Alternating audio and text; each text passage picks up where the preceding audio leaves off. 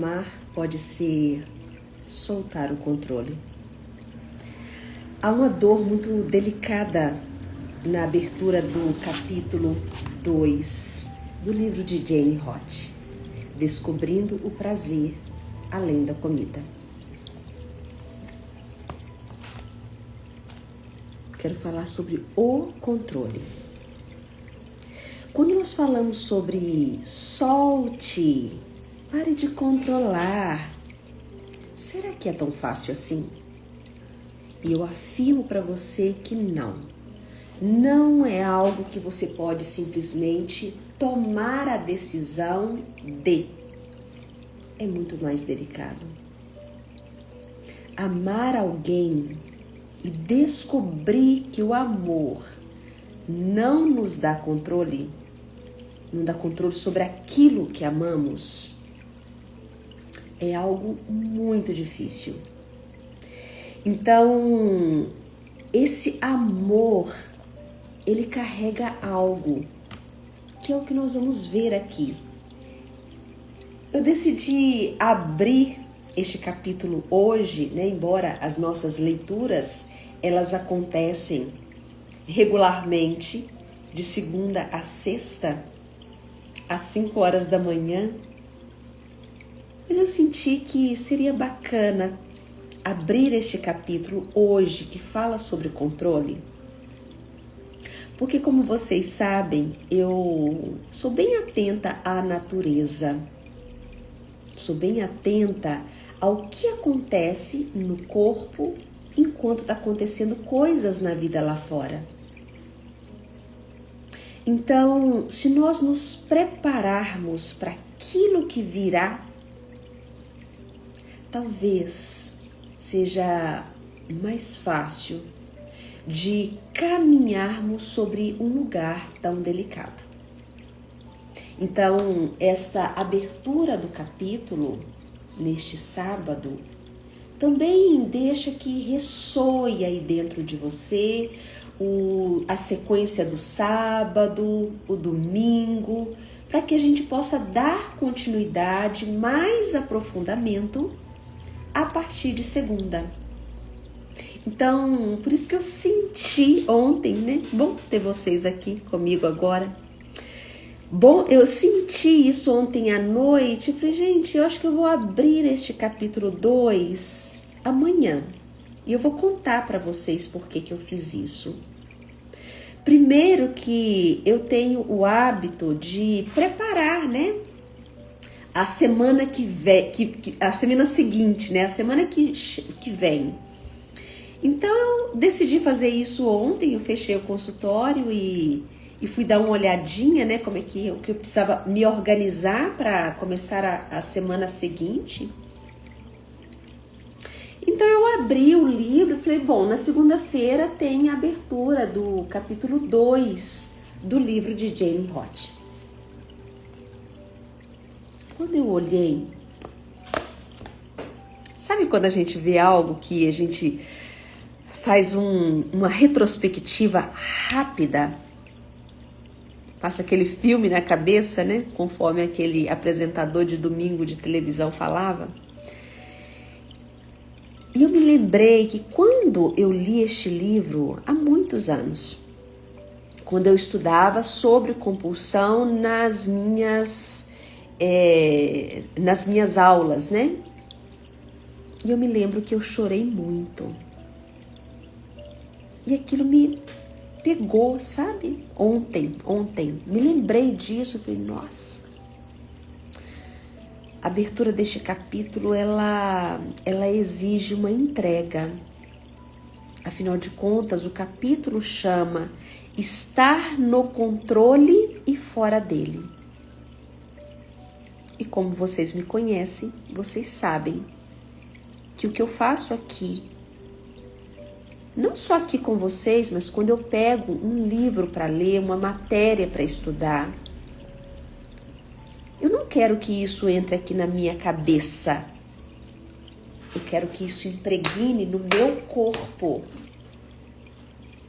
Eu quero que isso vibre em mim, para que eu possa sentir como que isso conversa comigo? O que que isso quer me mostrar? Para onde isso quer me levar? Então eu queria convidar vocês para se permitirem fazer isso. Para onde que isso vai te levar? O que que isso desperta em você? Antes de você entender. Então ontem, né, quando eu abri, que eu falei, nossa, eu quase morri de chorar quando eu abri este capítulo naquela época. Esse livro, ele chegou nas minhas mãos, deve ter mais ou menos uns 12 anos. Estava na minha prateleira, eu já emprestei ele para várias pessoas. E quando eu trouxe aqui para vocês, eu também entendia que eu ia percorrer um caminho de volta para dentro de mim novamente. Mas o que eu queria que vocês prestassem atenção, que eu não posso decidir aqui na minha cabecinha, deixar de controlar. Porque existe uma memória no nosso corpo que nos ajudou a sobreviver, que nos ajudou a chegar onde estamos. Então, antes de nós entendermos qualquer coisa, nós precisamos permitir que este corpo, ele nos conte o que ele está sentindo a partir daquele contexto. Tá claro isso para vocês? Me deixa saber aí, coloquem para mim um coraçãozinho ou um 100zinho para nós começarmos juntos, né?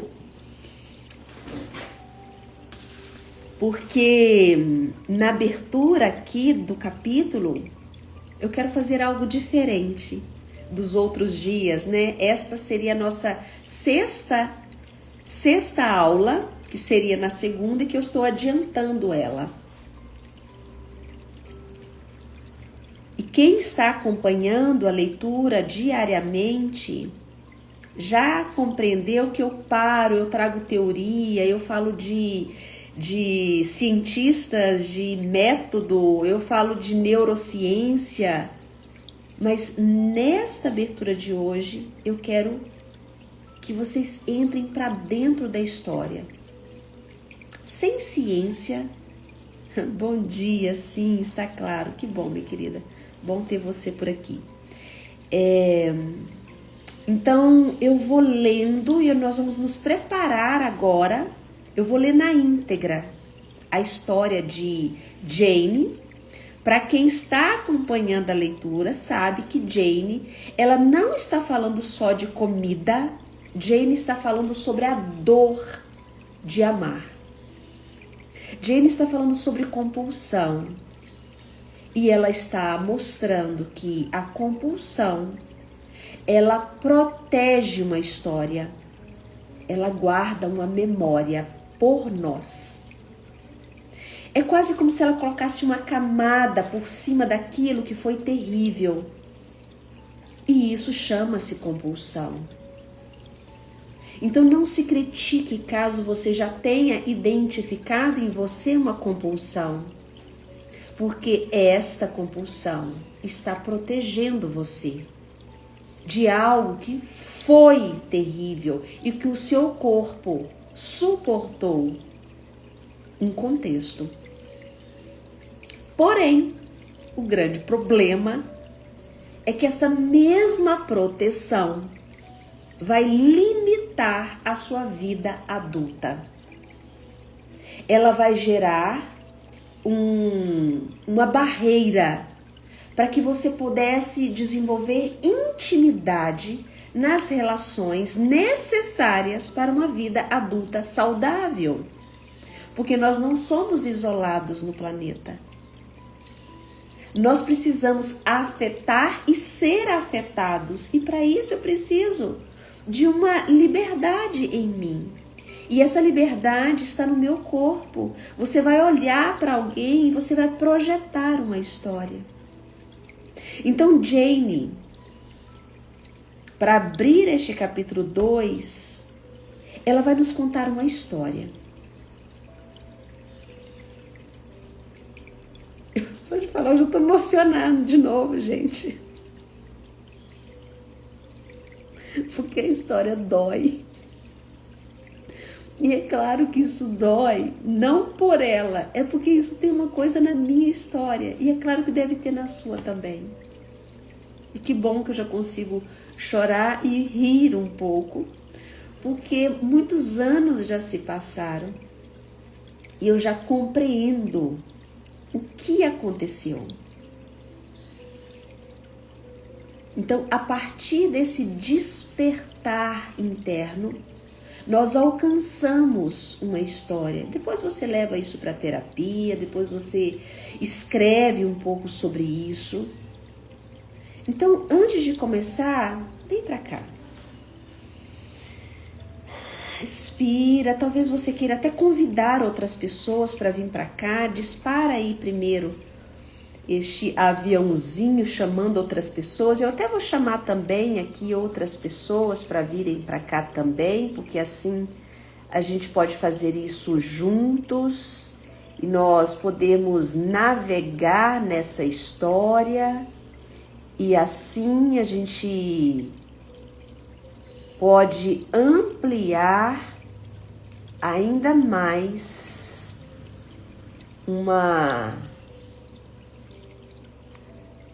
disparei aí para algumas pessoas, aleatoriamente.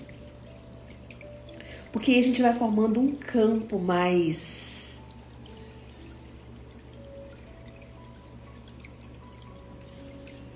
sutil. Nós criamos uma força nisso. Então, o pessoal que está chegando, você vai se organizando para entrar para dentro dessa história. O título do capítulo é Estar no Controle e Fora dele. O livro é Descobrindo o Prazer Além da Comida. E não é sobre comida que nós estamos conversando, é sobre a dor emocional que esconde dentro de nós e isso é encoberto por uma compulsão. Fecha seus olhos um pouco agora, só para você se conectar aqui. Coloca os seus pés apoiados no chão. Solta a sua mandíbula. Solta a sua língua.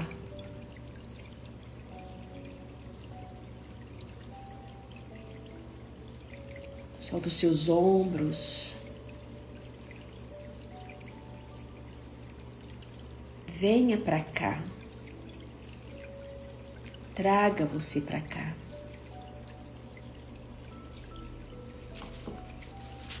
Inspira pelo nariz, expira pela boca.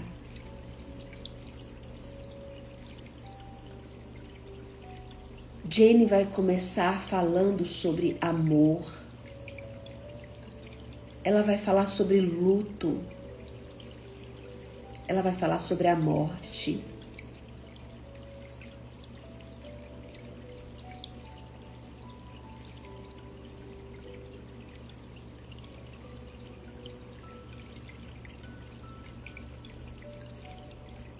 Quando você se sente pronto, abra seus olhos.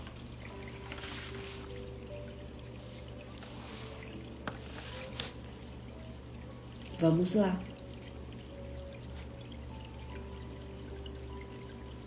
Só para recapitular, para quem não esteve nas outras aulas, Jane Roth conta sobre a história dela com um homem. Este homem chama-se Matt. E ela conversou um pouco sobre isso conosco no capítulo 1. E agora ela vai contar sobre o início da história. Não só aquela história que ela encontrou ele naquela conferência. Ali foi quando ela ouviu. Agora ela vai começar a contar sobre como que eles começaram uma relação. Lá foi o encontro. Foi quando eu contei sobre o impulso deste encontro, mas agora ela vai pormenorizar este encontro. Então ela diz: na primeira vez em que vi Mate, ele me convidou para jantar. Ele me mostrou sua casa, um sofá azul e branco desgastado, com estampas indianas. Foi empurrado contra a parede na sala de estar. Próximo a ele, com uma perna faltando, havia um papagaio de madeira verde e amarelo mostarda. Um abajur antigo, com uma cúpula âmbar e franjas brancas, estava ao lado da mesa do centro. Ao lado da sala de estar estava a cozinha. Passei meus dedos em toda a superfície da mesa. Então Mate disse: é de acácia coá.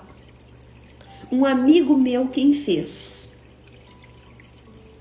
Ele percebeu, o movimento de Jane, então ele deu a ela a informação sobre aquela mesa. Então aqui eu já queria que vocês compreendessem um detalhe. Prestem atenção quantos detalhes Jane deu sobre aquele espaço. Isso é um sistema nervoso em total alerta, observando cada detalhe daquele ambiente que para ela era novo. Uma pessoa que não está relaxada, que não está entregue, presente, e com a outra pessoa, ela presta atenção em cada detalhe. Ela vai olhar. Por quê? Porque ela está demarcando o território. Se você é essa pessoa que faz isso e ninguém entende, não se critique. Porque o seu sistema nervoso em estado de alerta, ele vai mapear em fração de segundos um território novo. Vamos continuar aqui. Pessoal que está chegando, venham todos mesmo. A gente está começando essa história. Sente-se nessa nave aqui. Vamos juntos. Nós estamos abrindo um capítulo de um livro que chama-se Estar no Controle e Fora dele. E é um livro que fala sobre compulsão, amor, desespero. Vamos lá. Então Mate disse a Jane, depois de falar sobre aquela mesa de madeira. E ele fala: vamos para o andar de cima. E ele aponta a escada para que eles pudessem subir. Eu concordei com a cabeça. Eu queria ver mais daquele ambiente. As pinturas na parede, os livros que ele mantinha ao lado da cama, a fileira de garrafas coloridas no banheiro.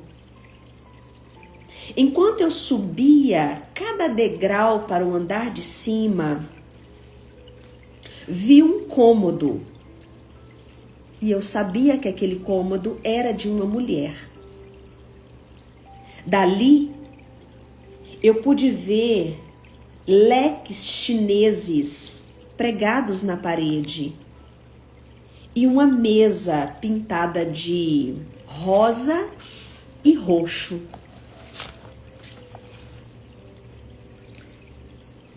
Mate percebeu que eu olhava para dentro do quarto. Então ele disse: este era o escritório de Lowen, disse ele. E naquele momento cruzamos uma fronteira. Eu sabia exatamente quem era Loen.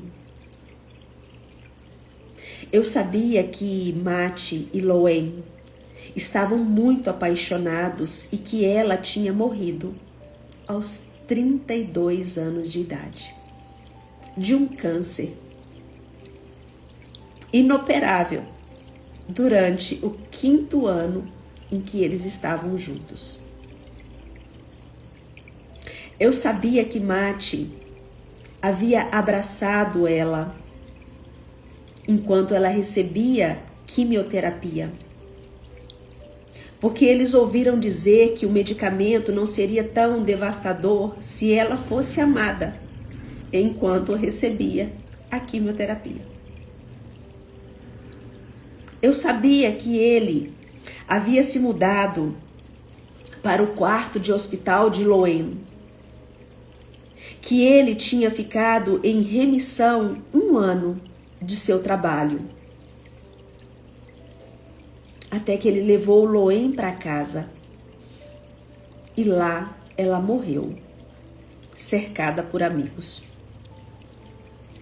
1 ano e meio havia se passado desde a morte de Loen. Gente, essa história ela realmente me toca muito.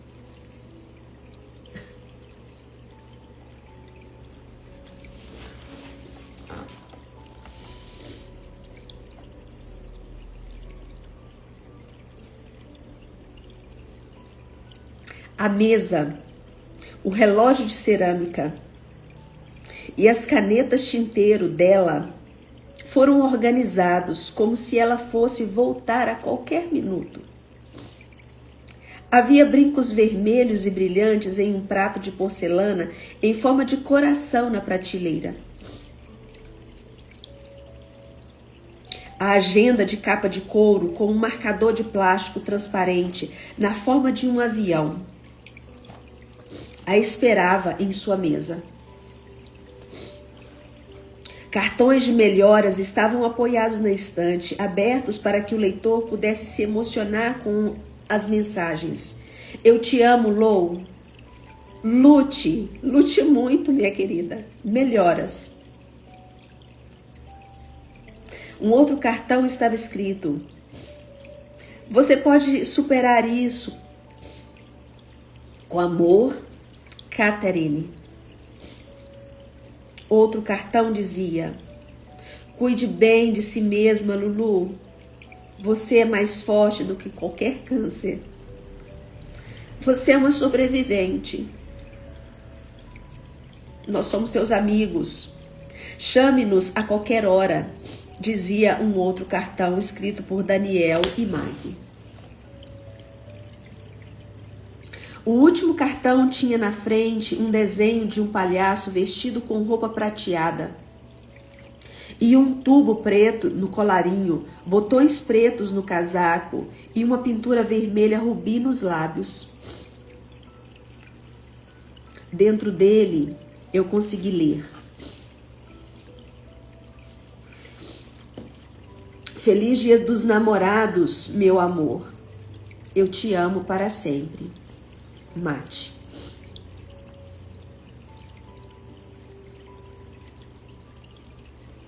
Na 8ª série, agora Jane, ela faz uma viagem no tempo e ela se lembra lá da 8ª série dela. E ela conta: na 8ª série, eu era assombrada pela senhora Ravinson, que foi abandonada pelo noivo no dia do casamento dela. Ela esperou que ele retornasse pelo resto da vida.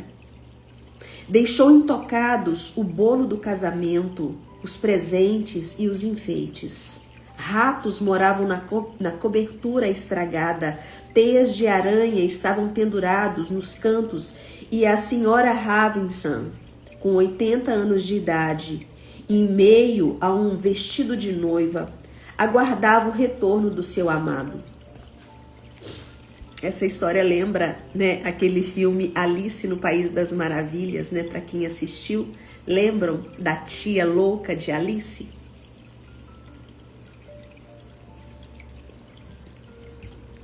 Então, rapidamente aqui agora, vamos voltar para a história de Lowen. Na sala de Lowen, me senti como se tivesse cruzado o limiar de um mundo crepúsculo, no qual a distinção entre realidade e fantasia, entre o luto do passado e a vida no presente, entre viver e morrer, havia sido silenciada. Por que esses cartões estavam ali por 1 ano e meio depois de sua morte? E os brincos? E a agenda? O couro da agenda estava desbotado e desgastado, macio como um salgueiro gato, e uma marca circular de garrafa escurecia o canto superior direito. Eu estava indecisa entre a vontade de abrir aquela agenda para que eu pudesse ver a letra de Lowen, ler sobre os lugares que ela passara, as pessoas com quem almoçara, e a vontade, ao mesmo tempo, me invadia, que era a vontade de fingir que eu não tinha visto nada daquilo. Então eu pensei, até onde essa agenda foi usada? Ela sabia que morreria no fim do ano? E os brincos, polidos e avermelhados? Eu gostava daqueles brincos. Os vestígios que restaram depois que ela se foi. Na gaveta da mesa, eu poderia encontrar listas de coisas a serem compradas: sabonete, shampoo, lâmpadas. Eu poderia encontrar ainda naquela agenda cartas de mate para Lowen. Eu vi um recado escrito: te vejo mais tarde, querida. Estou saindo para passear. Naquele momento, minha respiração ficou tão fraca e difícil. Cada fôlego parecia um pedaço de vidro que rasgava meu peito. Como os brincos dela poderiam ainda estar ali, se ela não estava mais? Ela só tinha 32 anos. Eu queria saber tudo sobre Lowen e queria esquecer, ao mesmo tempo que já tinha ouvido falar o nome dela. O mesmo de mate. Era muito confuso tudo aquilo dentro de mim. Eu queria sair daquela sala, descer as escadas, passar pelaquele sofá estampado indiano e sair daquela casa para sempre. E ao mesmo tempo, uma outra força me pedia que eu ficasse. Eu não queria me apaixonar por aquele homem que estava apaixonada por outra mulher, mesmo que a outra mulher estivesse morta. Ou melhor, especialmente por essa mulher que estava morta. Porque, afinal de contas, se ela estivesse viva, eu não estaria ali. Eu nunca estaria à altura de Lowen, pois ela era perfeita na memória de mate. E eu sempre saberia que ele estava comigo, porque ele não podia estar com ela. Eu queria ser a primeira escolha de alguém. Queria um homem para me amar mais do que jamais amou alguém. Mate estava atrapalhando como ele deveria ser comigo. Eu queria estar no controle dos meus sentimentos, dos sentimentos dele, do curso da nossa relação. Nos seus sonhos de conhecer, nos meus sonhos de conhecer o homem, ela coloca entre aspas, eu não contava que me deixaria afetar pela morte ou pela dor da perda de outra pessoa. Era apenas o nosso segundo encontro. E a natureza do nosso romance, o ritmo, a intensidade, os tipos de sentimentos que expressávamos um para o outro, já derrapava para fora dos meus caminhos cuidadosamente planejados. Eu não estava no controle. E isso era terrível. Eu não estava no controle. Eu odiava isso. De repente, no escritório de Loen, o barulho dos carros na rua parecia alto demais. Eu sabia que era hora de dizer alguma coisa. Olhei para Mate. Ele estava segurando 2 pequenos baralhos de cartas nas mãos. E eu perguntei, o que é isso? E ele disse, são chamadas cartas O. Você escolhe uma carta com uma foto e uma carta com uma palavra e descreve o que a combinação das duas significa para você. Quer jogar? E eu disse, claro. Antes de continuar a história, porque aí aqui dá vocês percebem que dá uma pequena pausa na loucura que está acontecendo dentro de Jamie. E também para situar todos vocês que chegaram agora, né? Vocês chegaram já, eu já estava dentro da história, só para vocês se conectarem mais aqui, caminharmos juntos na abertura deste capítulo. Vocês percebem que eu acho que eu sempre me emociono e realmente eu tô me segurando, gente, porque muitas pessoas não compreendem que um relacionamento não é algo que eu possa decidir aqui na minha cabeça e nem posso dizer, não vai se relacionar com essa pessoa, pra quê? Ou se poderia dizer, credo!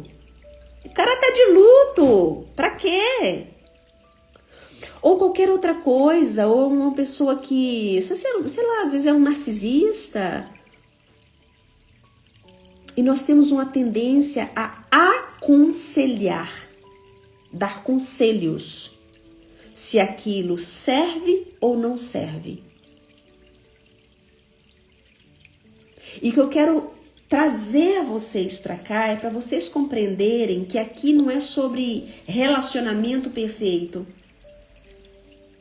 Se isso serve ou não serve, se a pessoa é ou não boa para você. A questão é que quando nós estamos abertos para compreender por que eu cheguei nessa relação, o que essa relação quer conversar comigo, o que isso tem a ver com a minha história. Por que o universo está me presenteando com algo nessa magnitude? O que isso tem a ver comigo? E a maioria das pessoas, elas passam uma vida adaptadas, que é o que a gente já conversou no capítulo 1. E hoje eu estou abrindo com vocês o capítulo 2. Talvez você até não... Nossa, que coisa, né? Sai daí, Jamie. Dá vontade de falar assim, né? Vá fazer outra coisa, encontra um homem mais interessante, deve ter muitos por aí.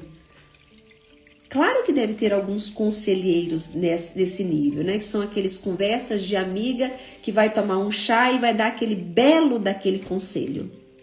e que não resolve nada, porque nós tentamos evitar que uma fissura seja feita nas nossas feridas. Acontece que se não fizer essa fissura, você não se cura da dor original. Então vamos ver onde que Jane vai parar com essa história toda. Quanta coisa Matt resgatou aqui dela. Bom, vamos lá então, né? Vamos continuar. Então, eles se sentam para poder jogar, né, essa carta, o O, que aliás é uma delícia, gente. Quem não conhece, é um jogo maravilhoso. Então ele fala, certo, eu vou primeiro. Matt pegou a primeira carta do primeiro monte. Era a foto de uma pessoa prestes a descer em um escorregador. E a carta dizia, alegria.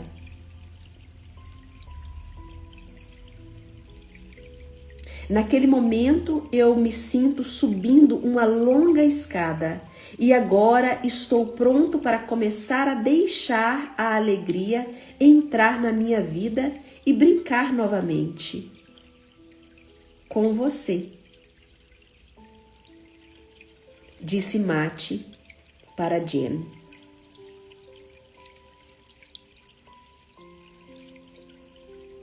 Vocês percebem que ali tem duas coisas acontecendo?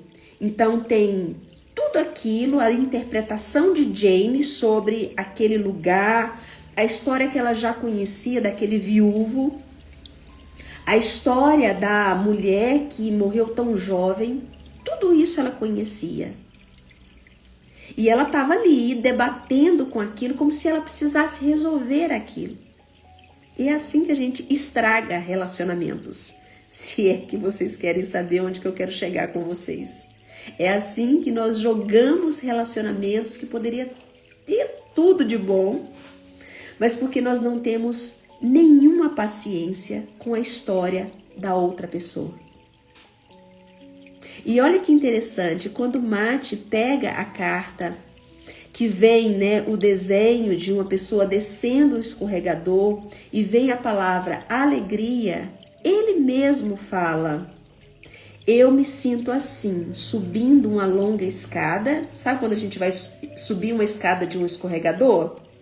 Quando criança, a gente sobe a escadinha, lá em cima a gente, aí dá aquele friozinho na barriga, né? E ele fala, eu me sinto assim, subindo uma longa escada e agora estou pronto para começar a deixar a alegria entrar na minha vida e brincar novamente com você. Olha que declaração de amor, né, que ele faz a ela.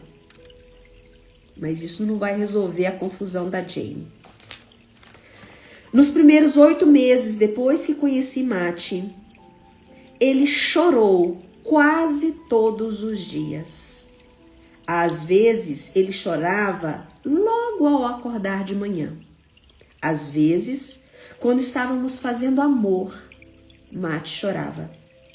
Uma noite, estávamos em uma boate e quando tocou I Am to Exercise, de Point Sisters, ele falou que tinha que ir embora. Lowen e eu descobrimos Point Sisters juntos. Eu não consigo dançar essa música, Jen. Ele me pedia um abraço quando chorava. Eu o abraçava, ninava e até afagava a sua testa e seu cabelo. Ele falava sobre como ela tinha emagrecido por causa do câncer e se lembrava do oxigênio do qual ela precisava no final e das injeções que ele tinha que aplicar em Lowen. Ele falava da alegria dela antes de ficar doente e do brilho e do bom humor dela, enquanto ela ainda estava doente. Ele me contou que na primeira viagem deles para o Havaí, tiveram aulas de hula em um palco gigante. E toda vez que Loen balançava os quadris, ela o derrubava do palco. Logo eles estavam rindo tanto que não conseguiam nem dançar. Ele me disse que Loen era como uma criança, pois fazia amizade com todo mundo.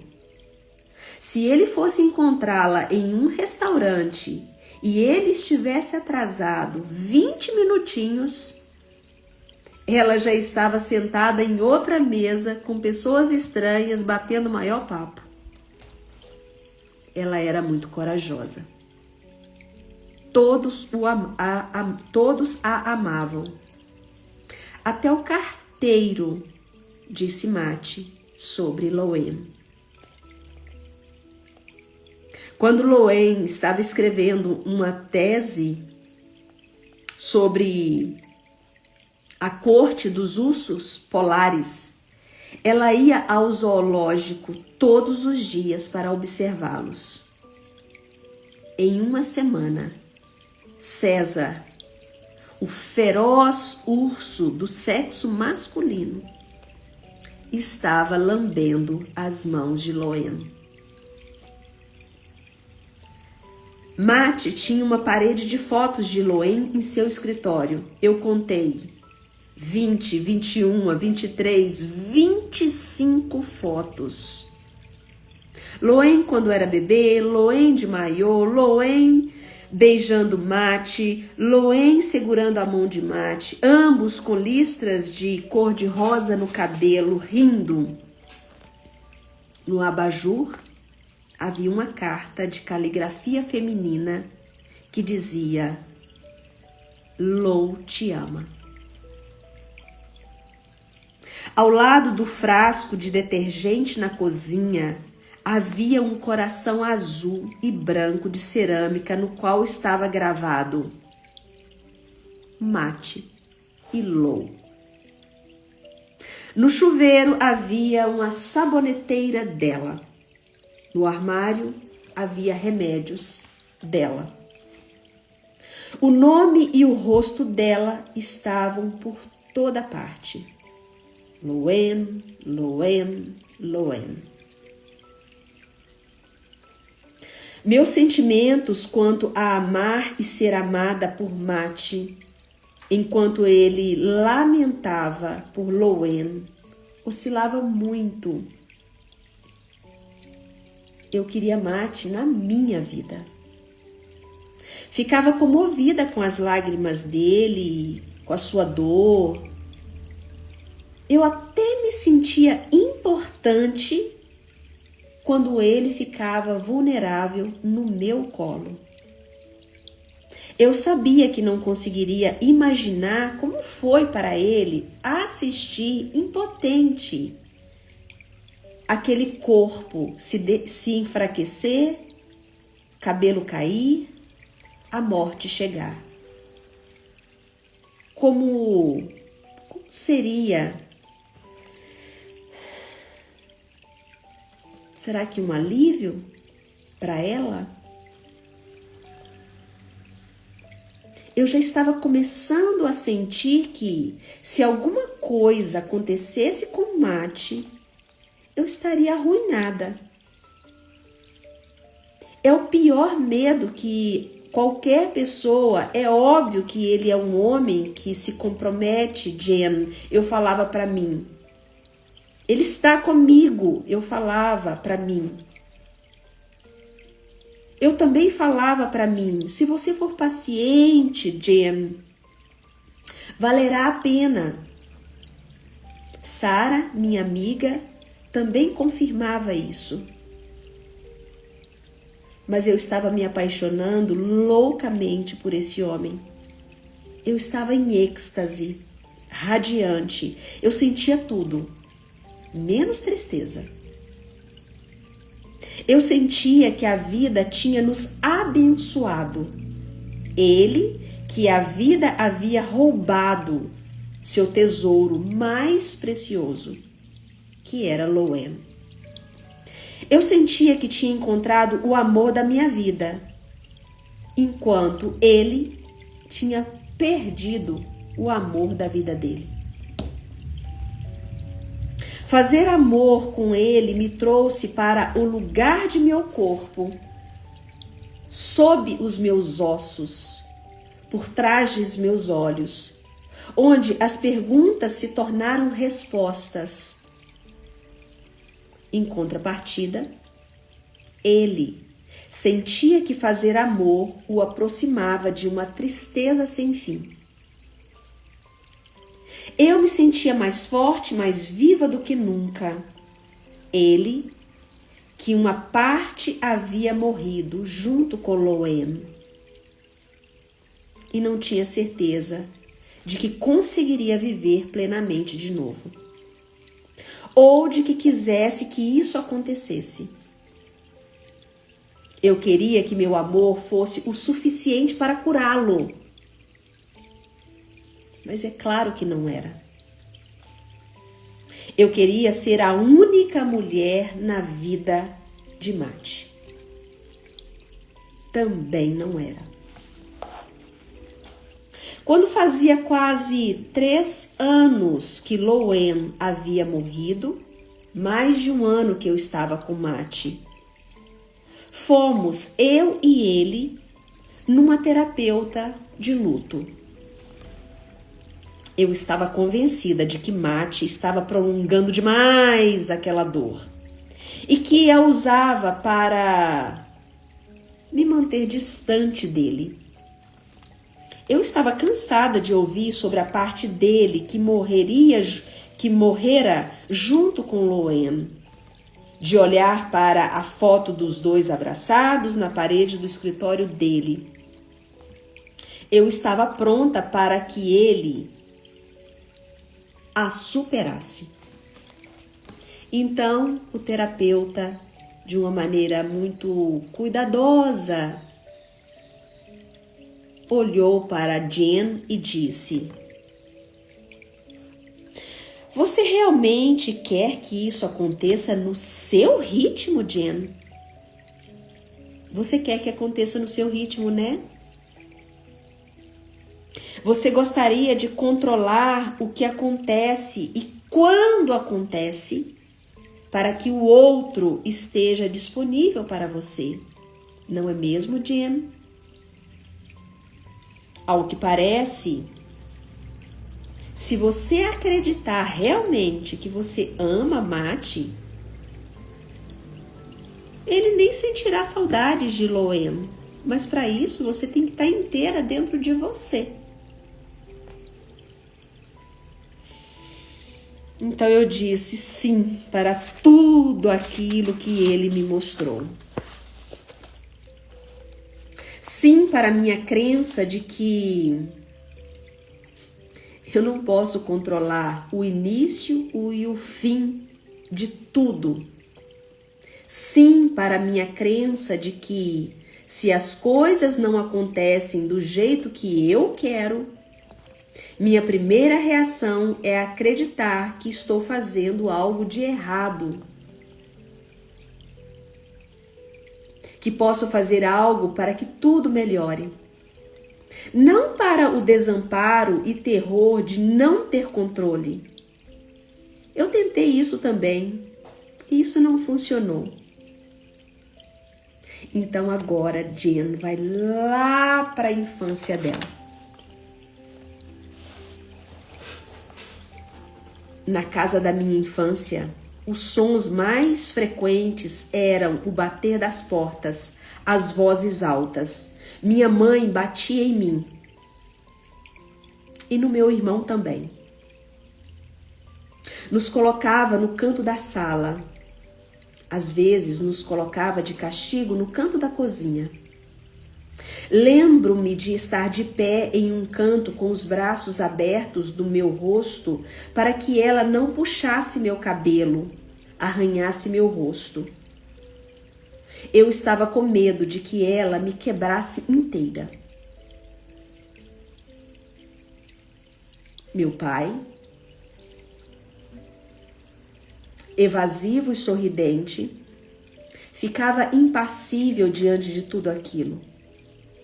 Ele me deu de presentes, me chamou de gatinha e disse que me amava. Ele saiu para trabalhar de manhã cedo e voltou tarde da noite. Ele saía, às vezes ele ficava semanas sem voltar para casa. Às vezes, ele brigava com minha mãe. Do meu quarto, eu conseguia ouvi-los gritar.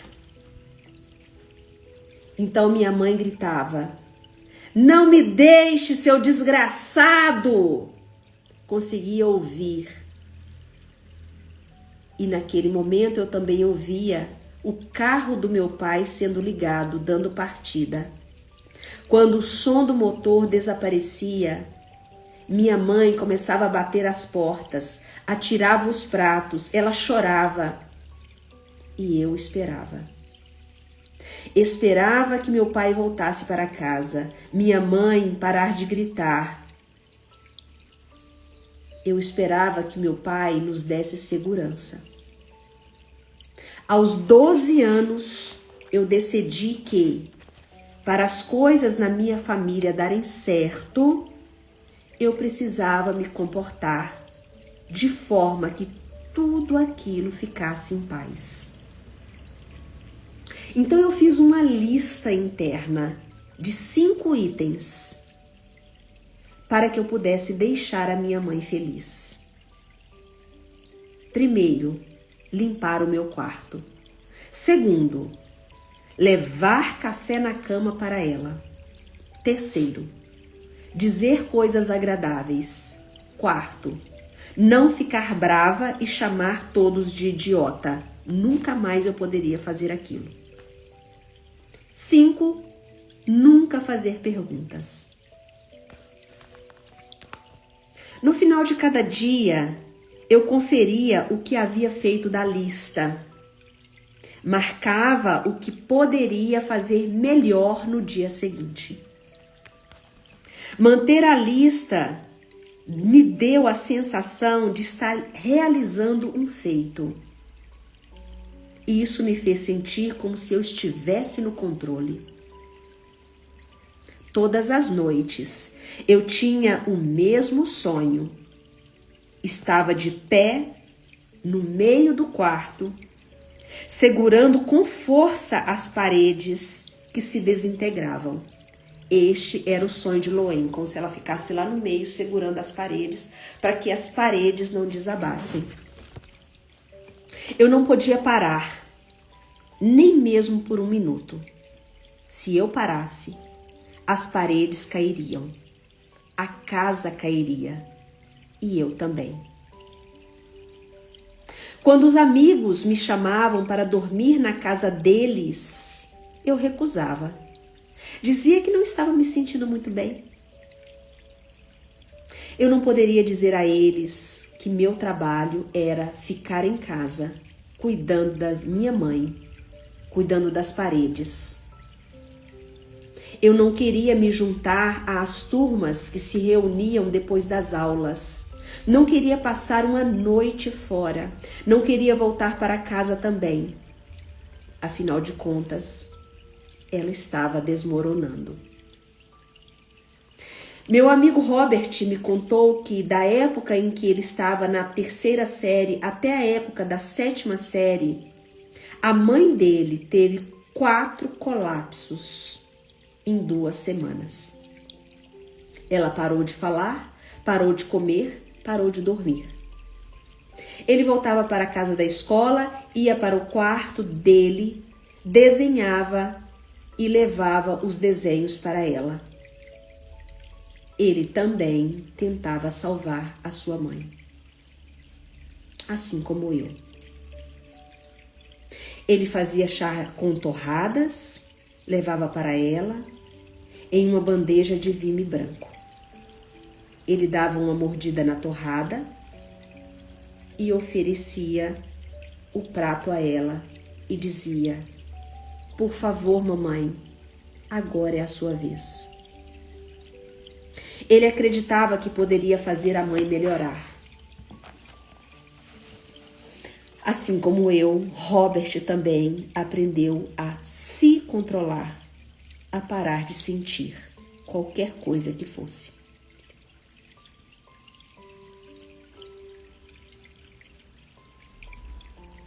E foi assim que Jen voltou para a história de Mate, entendendo que você não pode fazer ninguém ir embora, Jen, assim como você também não pode fazer ninguém ficar. As pessoas ficam ou não por causa da história delas. Não é sobre você. Por razões que têm a ver meramente com elas. Não por causa de algo que você fez ou deixou de fazer.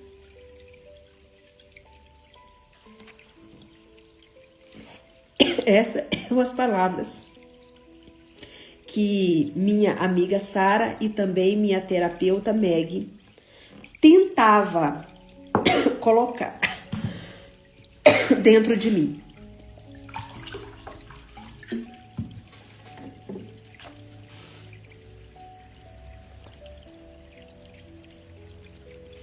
E mesmo assim, eu não acreditava em nada daquilo que elas falavam.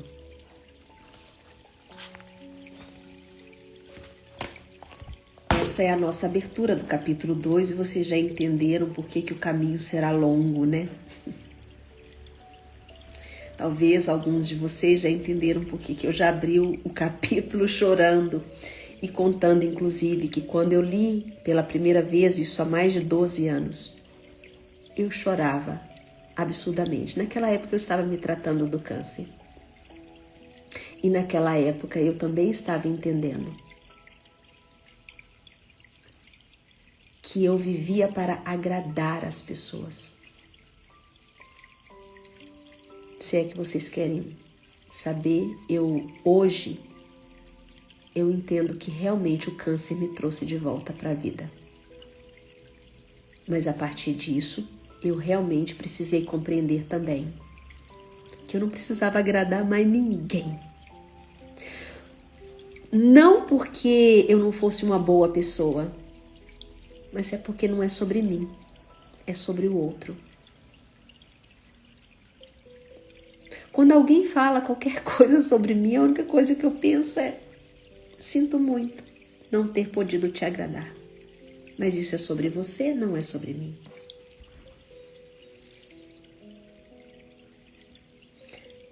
Mas o que eu quero mostrar aqui para vocês, é o que nós vamos fazer ao longo da semana que entra, é que o final dessa fala, quando a terapeuta de Jen, a amiga de Jen, fala para ela, a fala não transforma uma dinâmica. Eu posso falar isso para um paciente meu, mas isso realmente só vai mudar quando algo dentro dele começar a modificar. Porque tudo aquilo que nos acontece não está aqui na nossa cabeça. Eu não tenho que mudar minha cabeça. Queria que vocês entendessem isso. Por isso que a fala, ela não muda um contexto. Falar, qualquer pessoa fala, até papagaio fala. O contexto, a ação, ela vem do corpo. Então, é o corpo que registra. Eu aprendo a controlar no meu corpo. Por isso que eu não mudo aqui na minha cabeça. Se você precisa chorar, chore. Esse corpo precisa derreter. Você precisa gritar. Você precisa jogar para fora tudo aquilo que o seu corpo não aguenta mais suportar. Faz sentido isso para vocês, gente? Porque às vezes, né, eu tento transmitir para vocês o alcance de um contexto justamente para que você pare de ficar buscando coisas que não vai resolver. Uma dieta não vai resolver a sua compulsão. Você pode até emagrecer um pouquinho, mas você vai desenvolver uma outra doença, uma outra compulsão. Porque você não foi lá no fundinho, para você alcançar quem você é hoje, o adulto que você é hoje. E talvez você está aí com uma obesidade, ou talvez você está aí com um vício, sabe-se lá qual. Ou você está com uma dívida financeira que não é sobre dinheiro, é sobre sua dívida emocional com a sua história de infância. Então eu queria deixar uma pergunta para você deixar ela vibrar aí dentro de você. Não é para você me responder. E não é para você tirar uma resposta aí da sua cabeça. O que acontece comigo quando eu descubro? Vou escrevendo aqui, ó. O que acontece? Escrevem aí. O que acontece comigo? No caso com você, né? Mas você fala na primeira pessoa. O que acontece comigo quando descubro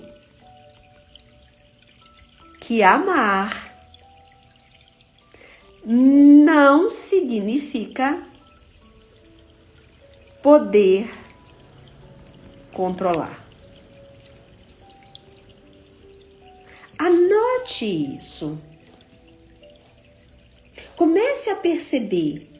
E talvez você já perdeu a ligação com a escuta. Porque a escuta, ela é refinada, ela é minuciosa, ela é em detalhes, é sutil. Que, aliás, este vai ser o trabalho que eu vou fazer com o grupo do dia 22 de agosto. 22 de agosto tem um grupo comigo, aqui, presencial, que é o outro jeito de escutar, que é uma sequência, inclusive, um aprofundamento do trabalho que foi feito no dia 25 de julho, o outro jeito de falar.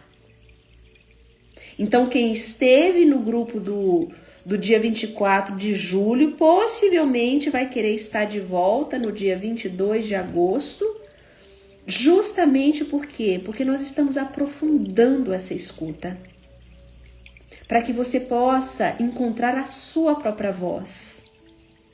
E a voz é a nossa potência, a forma como você se comunica com o mundo, tá? Bom, na segunda-feira nós continuamos essa história, porque ela não para aqui, porque agora que vai começar a ser falado sobre o controle. Então, compartilhe essa live com outras pessoas, convida as pessoas para estarem aqui conosco.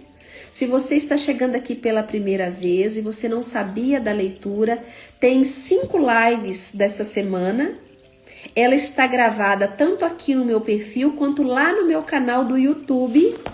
Lá no YouTube, o meu canal lá é Rony 45666, tá? Registrado aí também, ó. Se você preferir assistir gravado pelo YouTube, é só você ir lá que você encontra as 5 aulas do dia da segunda, terça, quarta, quinta e sexta, que foi todo o capítulo 1, que nós falamos muito sobre a compulsão, o trauma, a adaptação. E agora nós vamos encontrar no controle, né? Que bom, minha querida, que você tá por aqui, as palminhas. É profundo, é delicado. Eu espero que vocês estejam tirando proveito. Eu sei que tem muitos terapeutas aqui comigo. Eu espero que vocês realmente estejam colhendo frutos de tudo isso. Levem isso para o trabalho de vocês. Se precisarem trocar figurinhas, eu estou aqui. Se quiser supervisão ou só uma troca mesmo entre colegas que querem tomar um café, pode ser também. Mas que a gente realmente possa sair desse estado de anestesia para poder viver de verdade, porque o mundo está precisando de viver de verdade. Menos dancinhas e mais verdades. Porque eu sei que se eu soltar aqui, eu tenho plena consciência, eu sou muito criativa, né? Vocês sabem, eu sou criativa para ir para um TikTok. Vocês não sabem o que eu seria capaz de fazer, porque eu adoro piada. Faria fácil um canal muito engraçado, com coisa séria. Mas não é sobre isso. Ainda não estou com essa disposição, não sei amanhã, né? Talvez, quem sabe. Então, compartilhe essa live com outras pessoas, não fica compartilhando só coisa de dar risada, não. Compartilhem coisas sérias. Faz essa gentileza, pega essa live, compartilha assim como você compartilharia um monte de coisa que você só dá risadas e que não leva ninguém a lugar algum. Então, compartilhe. Tem muita coisa aí, eu tenho plena consciência que eu dou aulas aqui que talvez muitas pessoas já estão se transformando, inclusive, em terapeutas muito melhores, sem pagar um centavo, e não conseguem nem compartilhar o que eu estou entregando aqui. Muita gratidão por tudo que você compartilha conosco. Nada, minha querida. Né? Que bom que vocês estão fazendo uso. Então, beijos. Assistam a live gravada. Façam essa reflexão dessa pergunta que eu acabei de deixar aí. O que acontece comigo quando descubro que amar não significa poder controlar? E depois me conte como que isso ressoou aí dentro de vocês. Segunda-feira, 5 horas da manhã, estou aqui. Não precisa você estar ao vivo. Pega a live gravada depois, assista, mas me conta como que isso chegou em você. Beijos, um bom final de semana.